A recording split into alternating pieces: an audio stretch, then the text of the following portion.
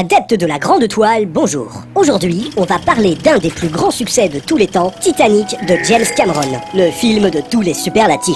Le 10 avril 1912, le Titanic emporte vers New York plus de 2000 passagers. À son bord, Rose voyage avec sa mère et le riche Cal Oakley, avec lequel elle est promise à un mariage sans amour. Le soir même, désespérée, elle tente de se jeter à la mer, mais elle sera sauvée in extremis par Jack, un jeune passager de la 3e classe. James Cameron fait partie de ces génies qui maîtrisent chaque aspect d'une image. Dans ses films, il a repoussé les limites de la technologie pour développer des sujets complètement dingues, tant sur le fond que sur la forme. Bien sûr, certains diront que c'est facile quand l'on obtient des budgets records. Sauf que Terminator, son tout premier succès, n'avait coûté que la ridicule somme de 6 millions de dollars, et c'est encore aujourd'hui une référence absolue en matière de films d'action. Tout ça pour dire que Cameron, c'est juste l'un des plus grands cinéastes de cette décennie. Pourtant, il ne savait pas par quel bout prendre cette histoire du Titanic. Après plusieurs voyages dans les profondeurs où gît l'épave du paquebot, James Cameron va enfin avoir l'illumination. Le début du film est une mise en abîme dans lequel un chercheur et son équipage, que l'on pourrait apparenter à James Cameron et son équipe de tournage, n'a qu'une approche factuelle du naufrage du Titanic. C'est Rose, le personnage principal, qui va apporter l'approche sensible, celle qui manquait à Cameron lors de la préparation du film. Mais le véritable coup de génie se trouve ailleurs. En effet, James Cameron ne filme pas juste le naufrage d'un paquebot, il filme carrément la fin du monde. Et oui,